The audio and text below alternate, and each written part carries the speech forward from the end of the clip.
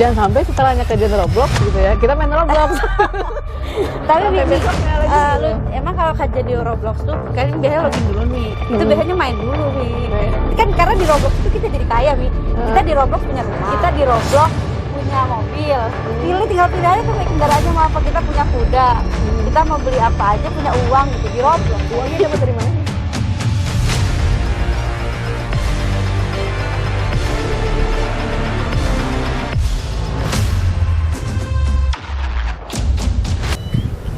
Oke, baik. Bismillahirrahmanirrahim. Assalamualaikum warahmatullahi wabarakatuh, teman-teman sahabat Islah.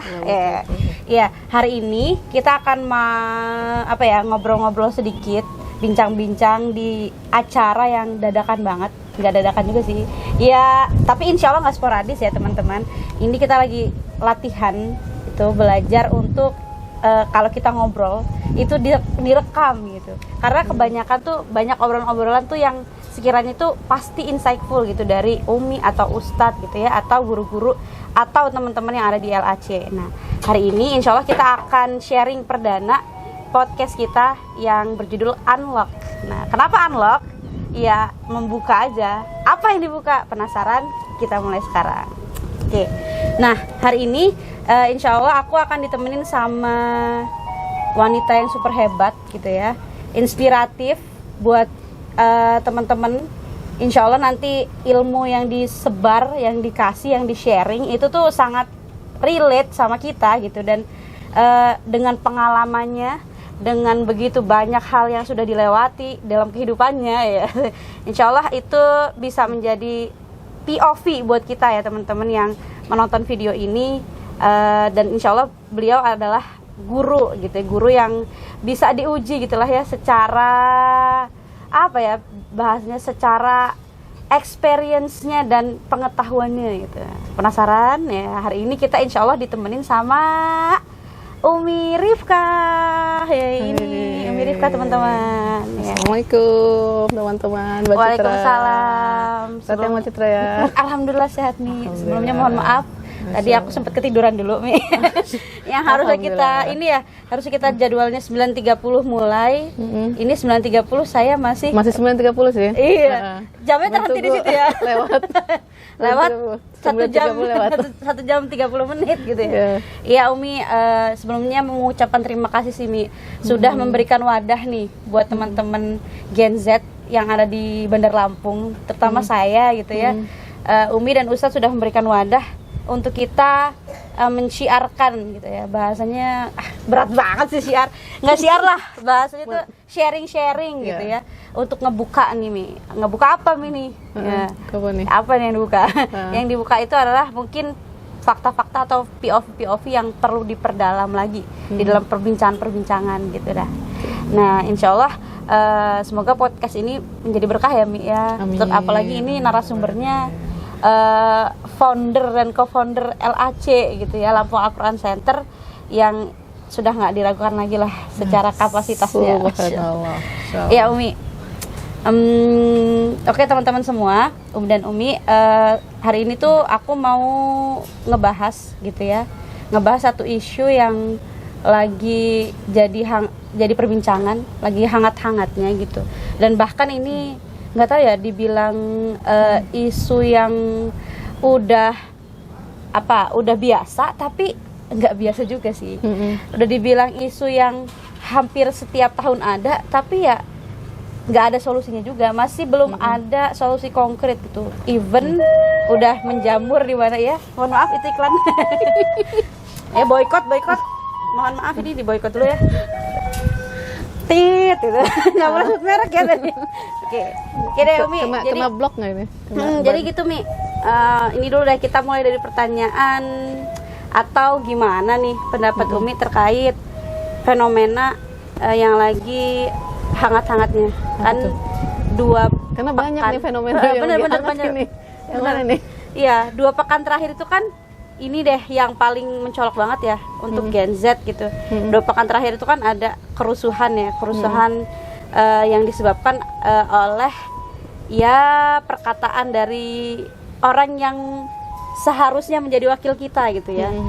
Dan itu membuat kerusuhan di mana-mana gitu. Akhirnya mosi untuk mau kembali ke era reformasi itu mau muncul lagi gitu. Tapi aku nggak mau ngebahas itu, Mi. Aku mau ngebahasnya dari sisi yang lebih human being gitu, human being itu, yaitu masalah kesehatan mental gitu. Jadi kan selain berita-berita yang terkait dengan kenegaraan gitu ya sekarang, negara Konoha bukan negara kita ya. Nah, negara tetangga. Nah, ini kan ada isu juga tentang kasus-kasus bunuh diri gitu ya. Bahkan yang kemarin terakhir itu kan sampai ada ibu yang sengaja itu ya mengakhiri hidupnya karena faktor ekonomi gitu, dan mengakhiri anak-anaknya juga gitu. Dan itu menjadi miris ya. Dan setelah 2 hari pasca itu ada juga ternyata artis yang melakukan aksi bunuh diri juga gitu. Nah, menurut Umi gimana tuh, Mi, fenomena yang saat ini terjadi? Ya, yang terkait apa nih, fenomena yang pertama itu tadi adanya ya seperti yang kita biasa dengar itu ya, mulutmu harimaumu, ya gitu. Kita masuk ke fenomena pertama itu dulu ya, adanya sebuah gelombang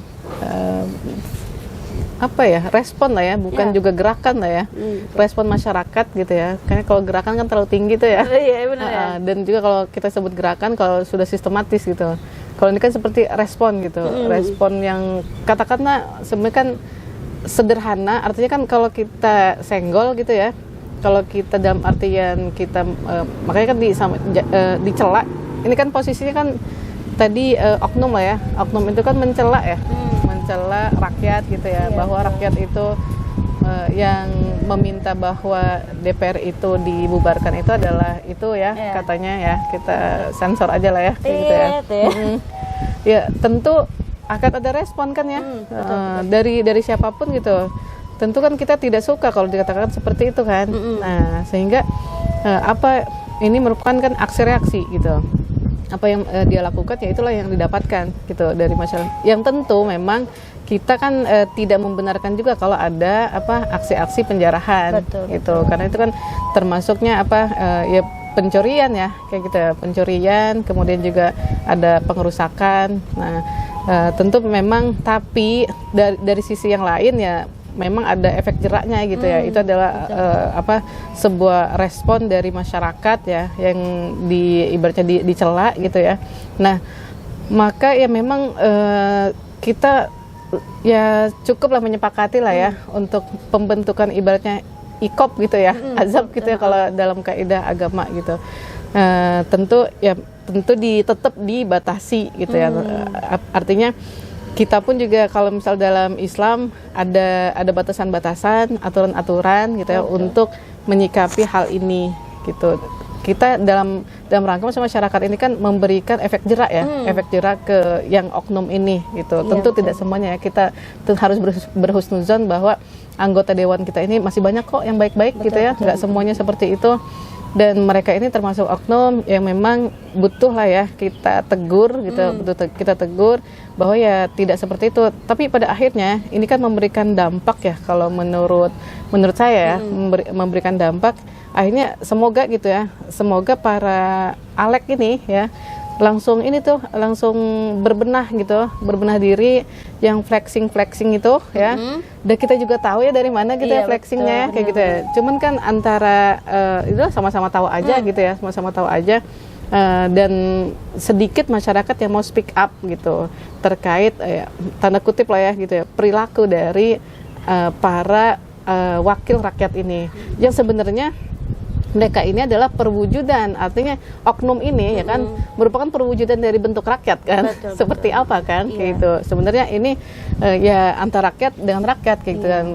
Ya tapi lagi-lagi tentu kita meyakini tidak semuanya seperti ini. Ada kok yang masih baik-baik insya Allah gitu ya, yang amanah gitu, dan memang memperjuangkan hak-hak rakyat Indonesia gitu. Nah inilah yang harus kita pertahankan, perjuangkan gitu ya, para wakil rakyat ini. Nah, kita sebagai masyarakat jangan juga mengeneralisir para anggota legislatif itu semuanya gitu ya, semuanya itu tidak amanah gitu. Nah, terkait mental health gitu ya, anggota legislatif ini ya tentu ada persoalan.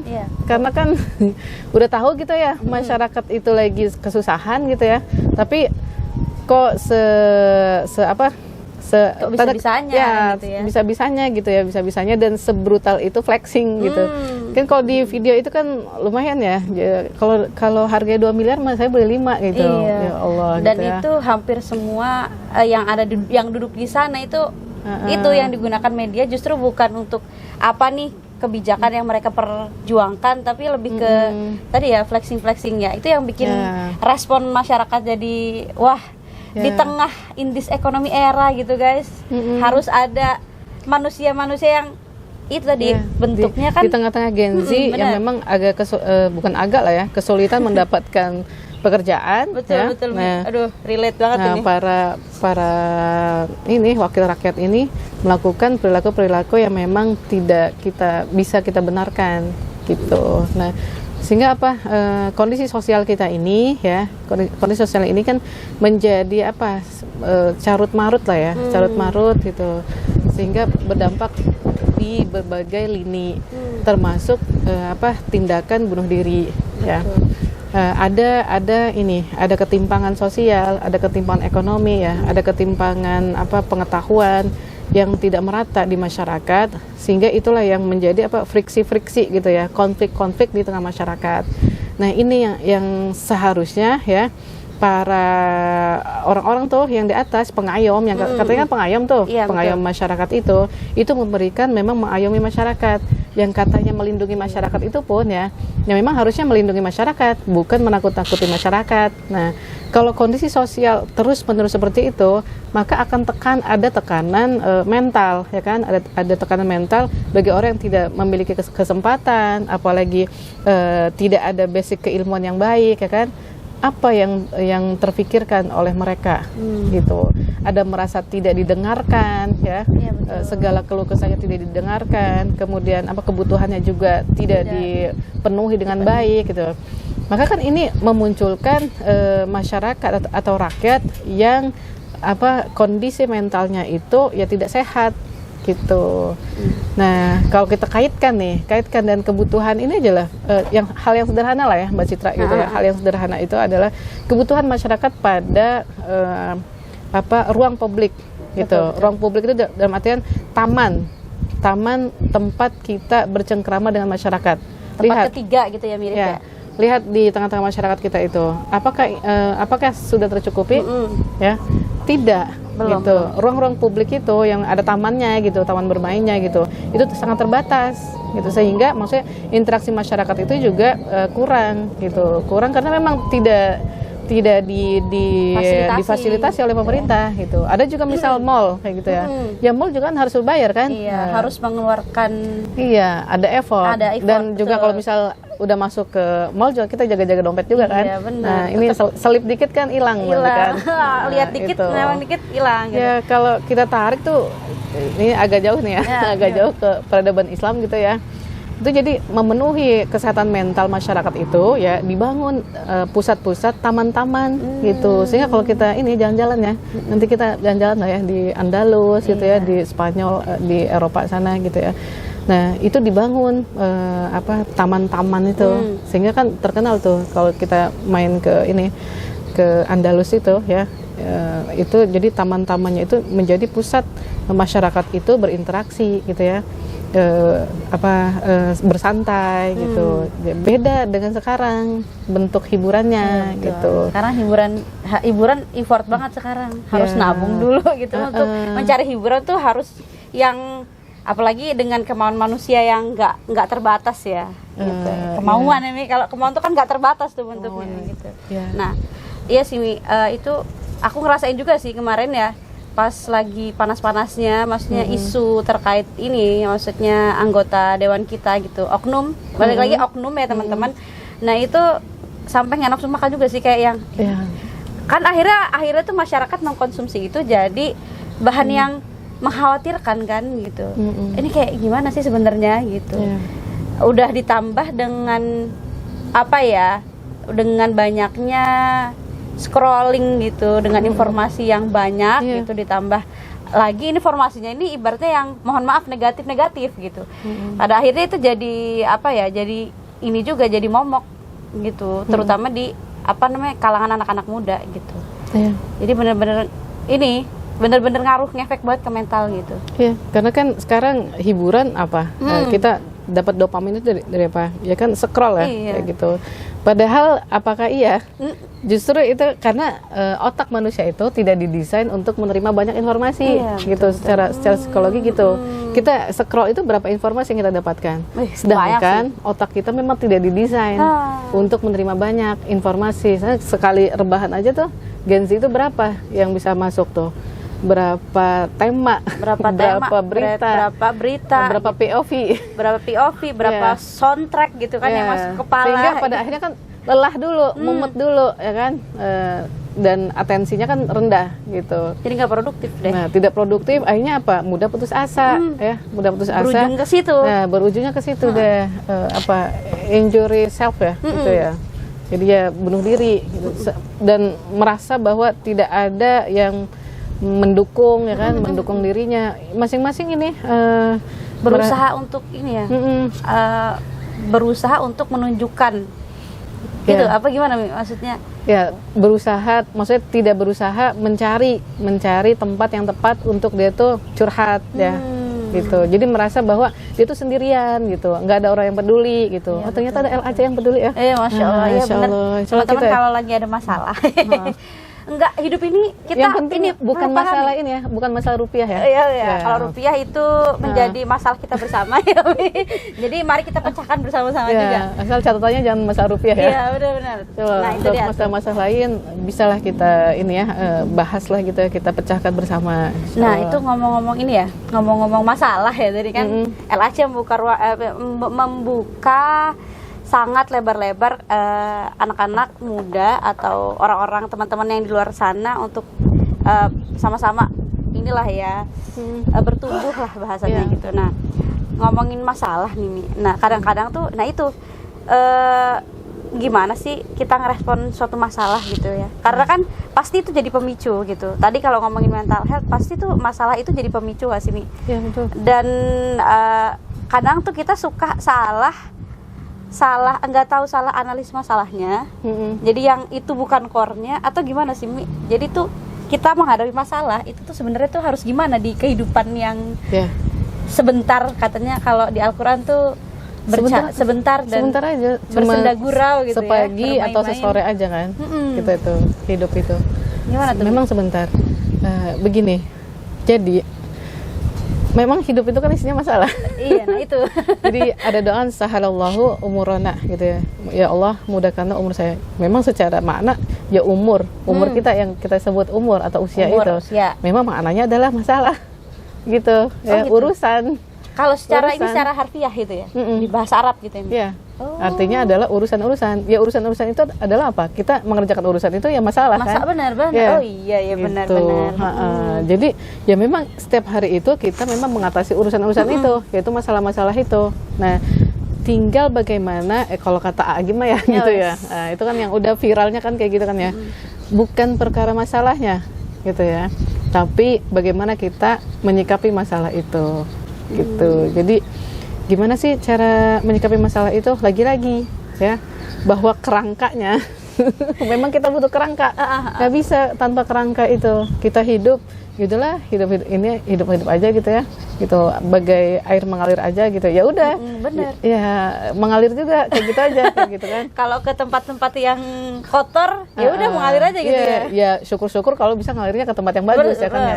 Nah, gitu ya, artinya bahwa dalam hidup kita itu memang peralihan dari satu masalah ke masalah berikutnya.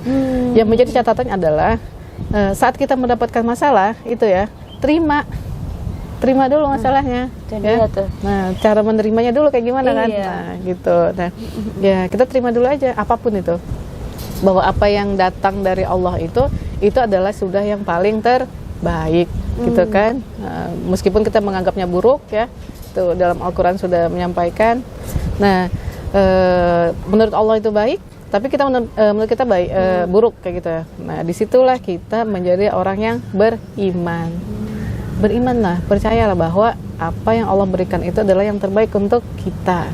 Ya, kita berarti nih mirip nih. Berarti kalau ngomongin beriman ya, maksudnya tadi kan penerimaan nih. Berarti iman dan penerimaan itu apa namanya, korelasinya tuh ada gitu ya. Iya dong.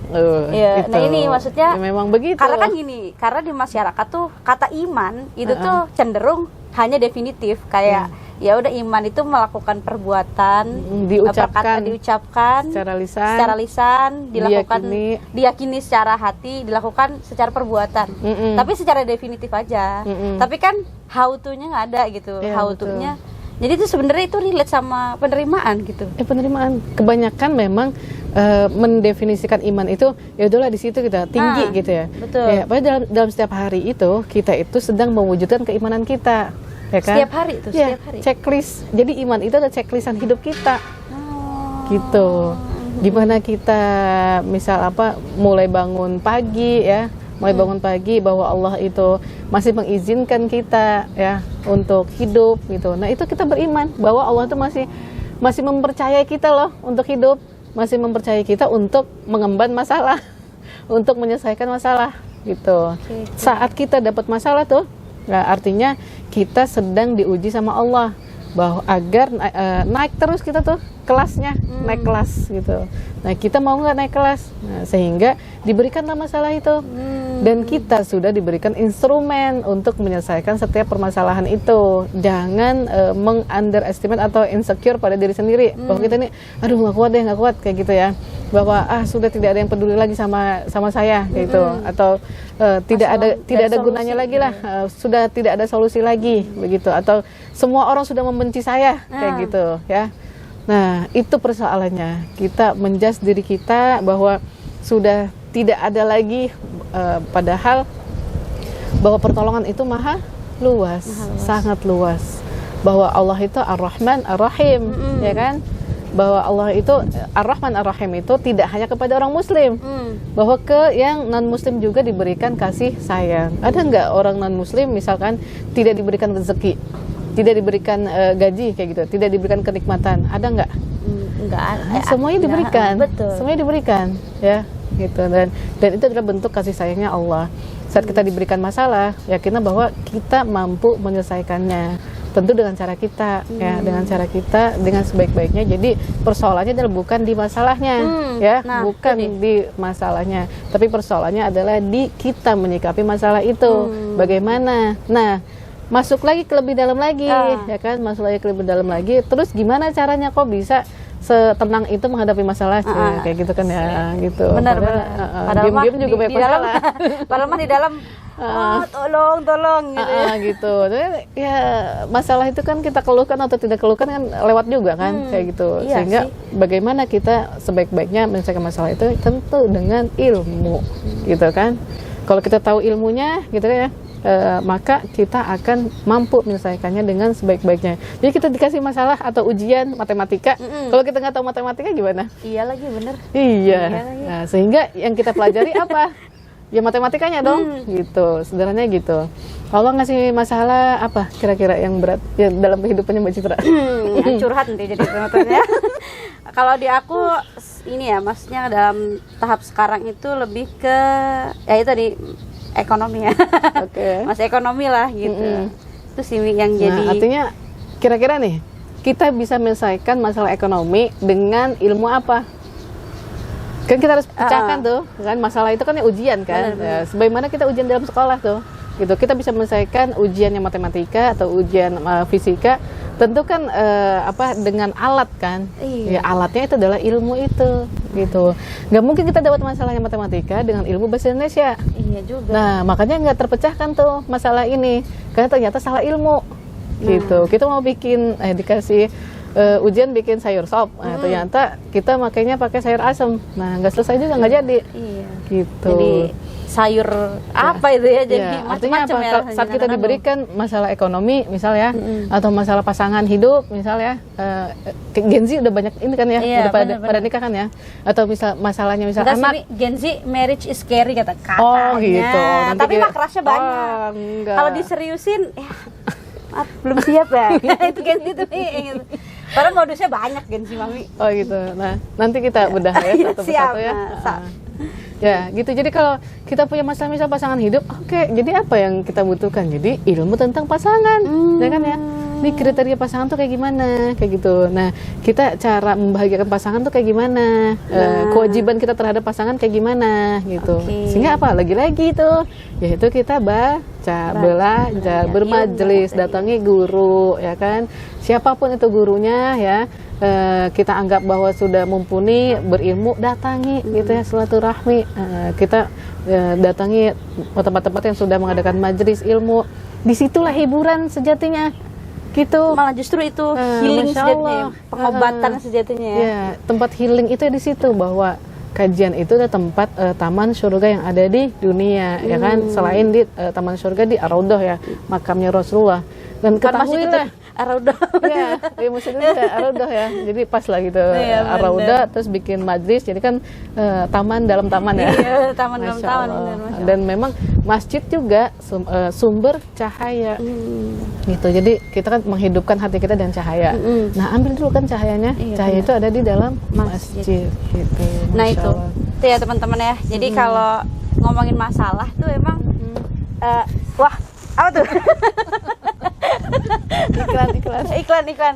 Ya, kalau ngomongin masalah tadi ya, ternyata itu ya, kita tuh selama ini menganggap bahwa hidup itu kok berat banget gitu, tapi kita nggak pernah mendefinisikan itu. Ternyata hidup itu ya penuh dengan, maksudnya tidak berhenti di satu masalah. Ketika satu masalah selesai, akan ada masalah lagi. Ada masalah. Gitu. Makanya cepat-cepatlah menyelesaikan masalah. Oh iya, supaya dapat masalah lagi. Gitu.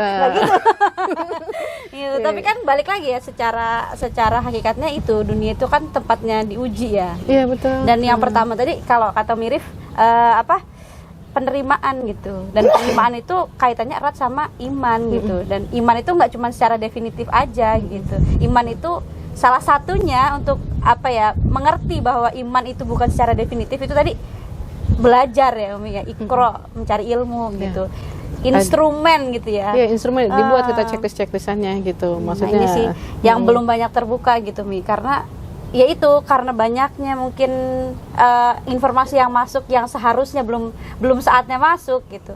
Pada akhirnya tuh jadi salah analisis nih gitu.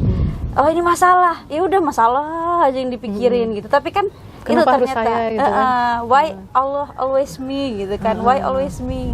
Terus katanya why not gitu kan? Gitu biasanya kalau motivator gitu tuh teman-teman. Iya bener ya. Jadi selama ini kita suka terjebak sih itu dengan itu gitu. Ya.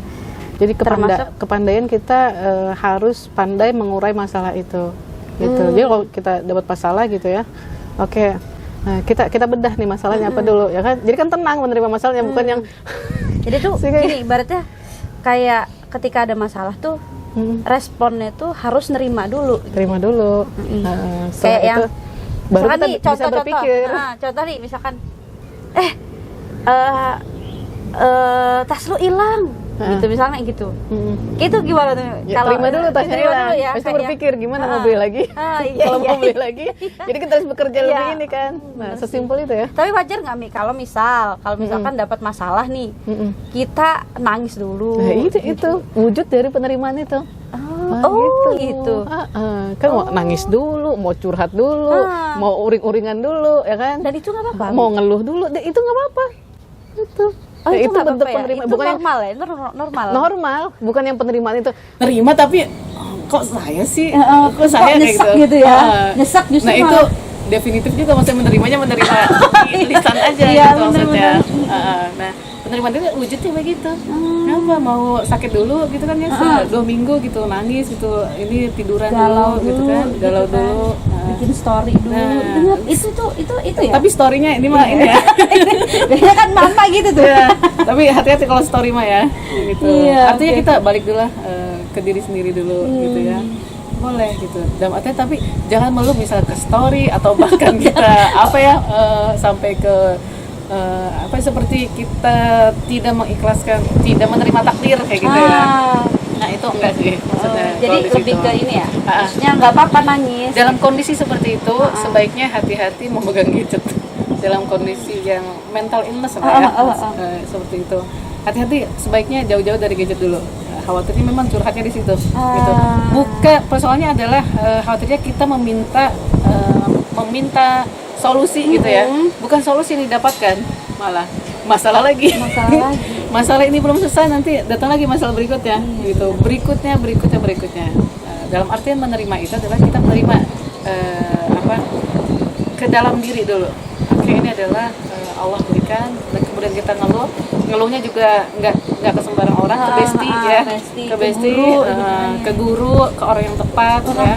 Ke pasangan gitu ya, memang tanda kutip menjadi tempat sampah kita gitu, bukan berarti kita ke sembarang orang juga. Sembarang orang ada orang kita ngeluh gitu. Nah artinya makanya gitu, kita menerima tapi tetap logikanya berjalan lah gitu. Jadi pola-polanya harus kita ketahui kalau saat kita menerima masalah, siapa orang yang paling percaya, yang kita paling percaya untuk kita menjadi tempat sampah kita mengeluh gitu. Nah sehingga akan kita dapatkan tuh formulanya sebenarnya ini Mbak Citra, karena kita sendiri. Oh iya, jadi kalau sudah curhat ke orang yang tepat, kita sendiri sudah tahu jawabannya. Oh gitu, iya sih. Kadang cuma pengen didengar gitu ya. Ya, persoalan kita adalah masalah jadi masalah lagi karena kita curhat ke orang yang tidak tepat. Gitu. Jadi orang itu mendengarnya juga mungkin ini juga ya, mungkin nggak relate, terus akhirnya memberikan saran yang nggak relate juga, atau justru kita malah mengobar-ngobarkan, oh iya bener kayak gitu, iya tuh harusnya dia tuh kayak gitu kan, tadi dia ngeselin banget, iya harusnya kamu tuh giniin gitu. Jadi makin gitu, jadi makin ngibas-ngibas gitu, bener kamu harusnya memang harus diginiin gitu kan. Nah itu yang tidak baik. Oke, jadi kayak lagunya kayak Indrawari ya. Menangislah, kan kau juga manusia. Jadi sebenarnya nggak apa-apa ya. Nggak apa-apa, bahkan mau seminggu, 2 minggu. Asal setelah itu bangkit. Gitu, beresin semuanya, atur lagi langkah gitu ya. Ininya strategi-strateginya diatur lagi. Nggak apa-apa, manusiawi gitu ya. Rasulullah juga seperti itu ya. Jadi iya ya, ketika dapat wahyu pertama kan dia nggak langsung yang kan berselimut, maksudnya ini gitu kan, nggak langsung gitu ya. Iya. Takut dulu kan ya, dulu. Iya, kita punya masalah ya ada rasa ketakutan. Normal. Itu jangan di denial gitu ya. Nah, jangan di reject gitu. Itu terima. Nggak usah sok-sok kuat gitu. Enggak, pada akhirnya tumbang juga misalkan gitu. Cuman abis itu respon kita gimana gitu, dan pakai logika gitu. Kalaupun mau menangis ya nangis dulu, nggak apa-apa, nggak perlu ditahan gitu. Bahkan ada yang mau keluhkan dulu aja gitu, ke orang yang tepat. Catatannya itu ke orang yang tepat, teman-teman ya. Kameranya ternyata lobet yang di situ sana. Ya gitu. Oke, seru ya. Nah itu maksudnya kalau ngomongin masalah mental ini kan kompleks ya Mi ya. Termasuk ke akar-akarnya. Cuman ya itu kadang orang ngomong-ngomong healing itu sebenarnya nggak heal juga gitu. Heal harus punya standar-standar yang mohon maaf mungkin sangat tinggi gitu ya. Contoh, healing harus nonton, healing harus bersenang-senang gitu. Yang mana mungkin bisa jadi core-nya tuh bukan itu gitu. Nah itu jadi masalah lagi kan, nggak jadi healing. Gitu. Ini Mbak Citra, kita salah memahami konsep healing. Nah sebenarnya yang terluka itu siapa sih? Maksudnya unsur mana yang terluka itu? Unsur fisik, unsur roh, ya, unsur pikiran. Kita kan dalam tubuh kita ini ya, ada berbagai unsur ya. Iya, benar. Ada fisik, pikiran, hati, ada roh gitu. Nah harus tepat pengobatannya juga. Iya, bener juga ya. Selama ini kan sebenarnya kita nih yang terluka tuh fisiknya. Hatinya atau pikirannya. Itu nggak pernah sih, nggak pernah didefinisikan sih kayaknya. Nah itu harus didefinisikan, sehingga jangan sampai kita sakitnya batuk, kita kasih obat sakit kepala gitu. Nggak nyambung. Iya. Nah, healingnya tidak bekerja. Gitu. Nah itu dia ya. Kita yang sakit itu misal hati. Ya. Terus kita healingnya itu apa? Nonton. Nonton itu apa? Nonton itu atau makan-makan. Itu perut, apa? Nonton itu kerjanya apa? Kerjanya mata. Fisik bukan? Fisik. Apalagi kalau makan.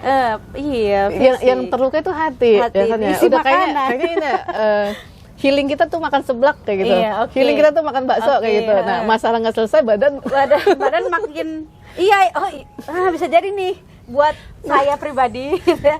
Dan mungkin kebanyakan orang-orang di sana ketika mungkin lagi ada masalah gitu, pusing, terus kok ada yang bilang tapi kamu gemuk-gemuk aja gitu ya, bisa jadi pengobatannya nggak tepat ya. Pengobatannya kurang tepat. Iya. Waduh. Kalau kita mau memaknai healing itu adalah sebagai sebuah pengobatan ya. Iya. Gitu. Karena Ya kan kan ada itu. jalan-jalan gitu ya, healing itu jalan-jalan. Ya healing ya pengobatan kan ya, pemulihan, penyembuhan.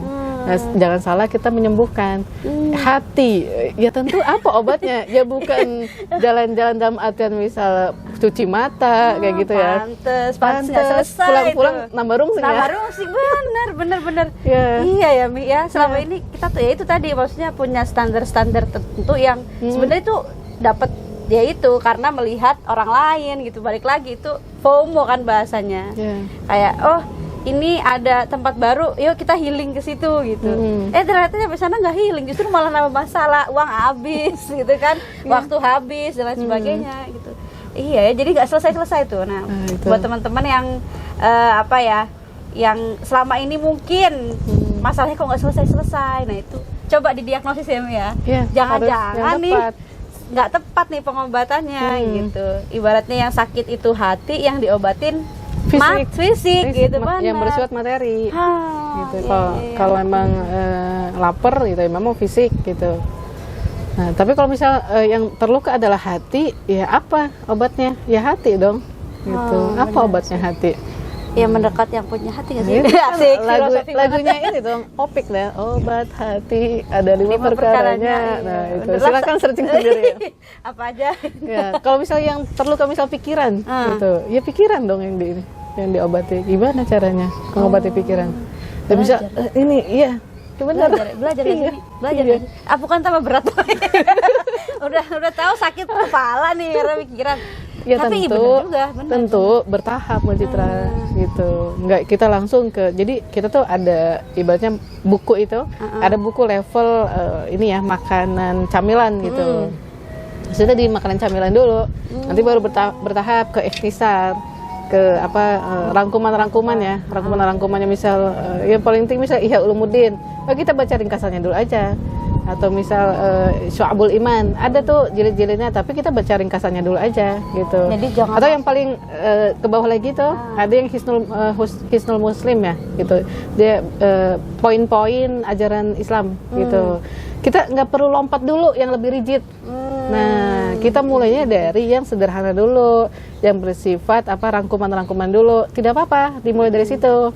Ya, yang bersifat poin-poin itu nanti terus naik lagi gitu, nggak langsung ke yang Gitu ya. fikih poligami misalnya.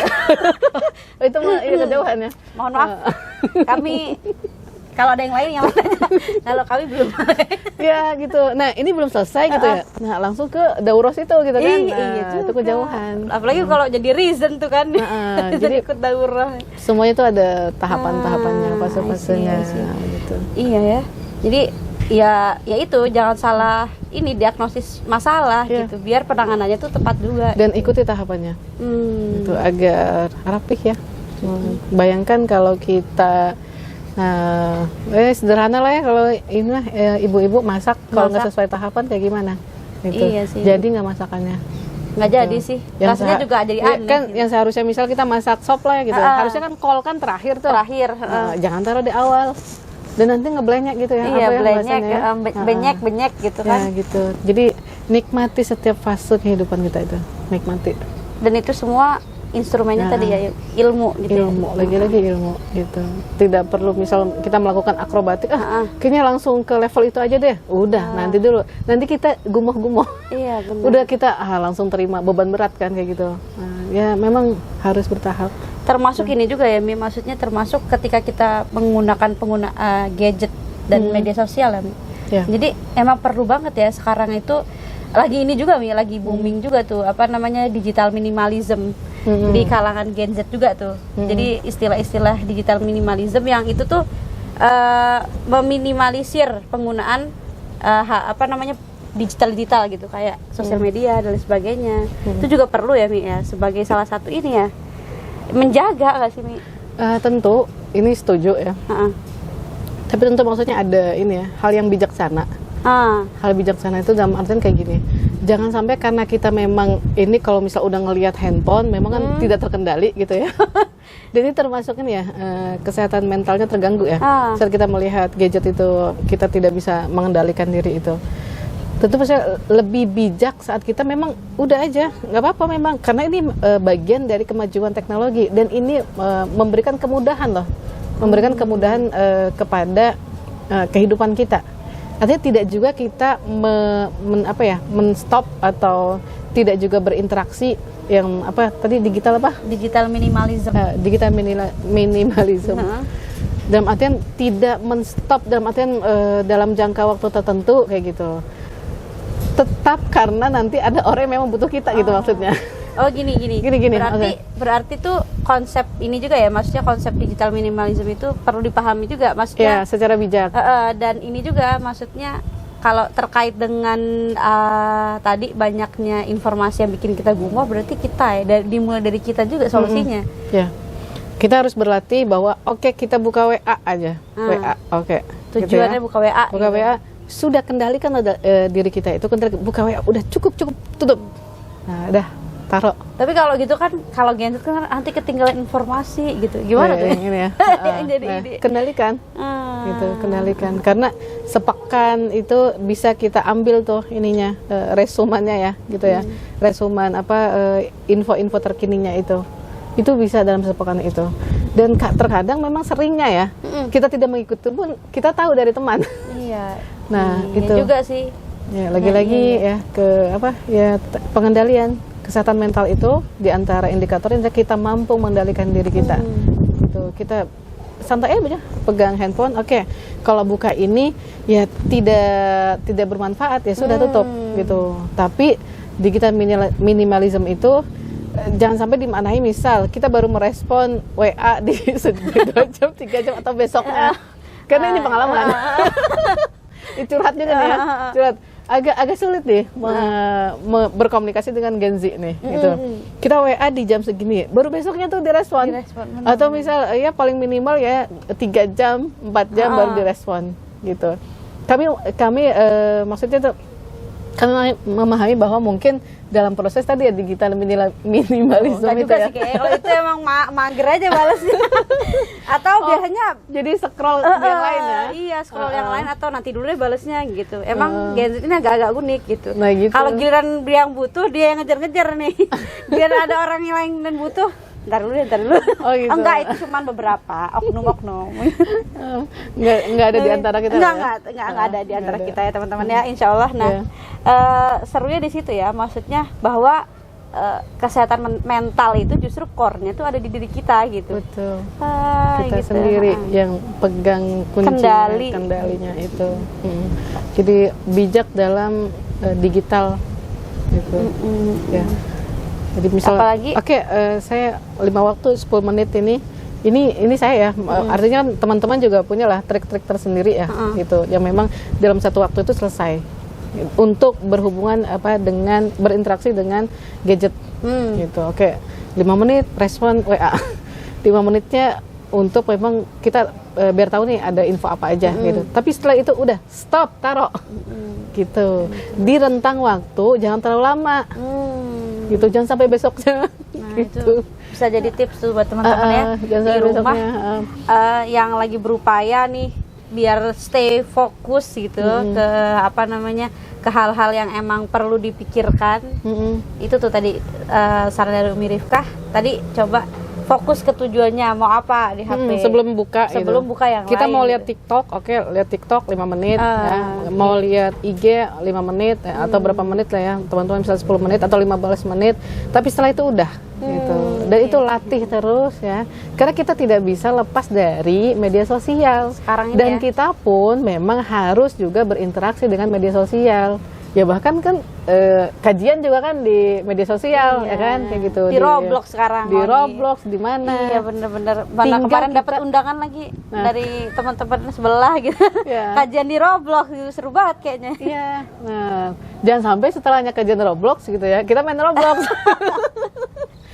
Tapi Sampai Mi, besoknya lagi gitu. emang kalau kajian di Roblox tuh kan biasanya login dulu Mi. Itu biasanya main dulu Mi. Kayak naik nanti kan karena di Roblox itu kita jadi kaya Mi. Kita di Roblox punya rumah.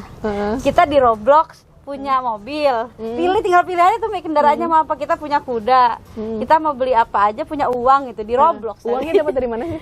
Ya itu yang Robux itu Mi. Gitu. Jadi kayak harus top up. Ada namanya koinnya itu Robux gitu. Tapi kitanya harus top up gitu. Kayaknya sih harus top up sih ya untuk bisa beli. Tapi ada akses yang dia tuh free gitu. Oh gitu. Jadi Dan emang di Roblox tuh punya banyak banget games. Bahkan kita juga bisa bikin game sendiri di Roblox itu. gitu ya. Makanya mungkin yang kemarin aksi di Roblox itu lucu banget sih. Bisa-bisanya aksi di Roblox itu. Terus sekarang lagi hype banget kajian di Roblox. Jadi ya udah kita OTW. Padahal itu satu tempat tuh. Satu tempat yang satu lagi OTW naik mobil, satu OTW itu gitu sih. Itulah Iya. sifat kita memang harus memunculkan. Berarti ini juga anugerah ya. Iya. Anugerah juga Ini sebenarnya. bagian dari anugerah kita gitu. Nah, bahwa ini adalah bagian dari fadilah yang kita dapatkan di era ini. Tentu kan berbarengan dengan resiko atau misal efek samping buruknya gitu. Sederhananya apa? Ya kan pisau aja lah, nggak usah jauh-jauh ya, pisau. Oke, sisi bawahnya tajam, bermanfaat ya kan ya. Tapi kan sisi lainnya bisa. Nah, sama dengan gadget, tidak perlu kita hindari juga, gitu. Yang terpenting adalah kita, bagaimana kalau kita sehari aja kita menghindar dari pisau, gimana? Bisa nggak masak? Nggak bisa sih. Nggak bisa. Nggak makan gitu. Nggak bisa makan gitu. Sehingga memang kita juga tidak boleh juga anti terhadap media sosial, gitu. Karena kecepatan informasi kan memang nggak enak juga kita ngobrol gitu, tapi kita nggak tahu. Iya benar. Karena enggak saya begaik misalnya, saya sudah nggak ini digital gitu ya, misalnya gitu. Tapi kan nggak enak juga kan gitu. Azan. Azan. Di Oke. Kan masih banyak seri-seri berikutnya. Oke, siap. Oke teman-teman, gimana? Seru ya? Semoga apa yang saya dan Mirif hari ini sharing gitu, obrolin itu bisa diambil insight-insight kebaikannya, kemudian bisa menjadi POV baru nih buat teman-teman yang ada di media sosial saat ini, sehingga tadi kita bisa nge-break apa sih yang menjadi core masalahnya gitu, ngomongin kesehatan mental yang nggak ada habis-habisnya ini gitu. Nah mungkin itu aja yang bisa kita persembahkan gitu ya di sesi ngobrol-ngobrol siang ini. Sebenarnya jadwalnya pagi, tidur dulu gitu ya. Semoga teman-teman ada yang unlock nih di pikirannya gitu, ada yang terbuka dari podcast ini. Dan saya Citra, mohon maaf jika ada kesalahan. Mirif, terima kasih banyak. Insya Allah nanti kita sharing-sharing dengan topik-topik pembahasan yang lainnya gitu. Jangan bosan kalau misalkan ditanya-tanya terus sama saya gitu ya. Oke teman-teman, terima kasih. Assalamualaikum warahmatullahi wabarakatuh. Waalaikumsalam warahmatullahi wabarakatuh.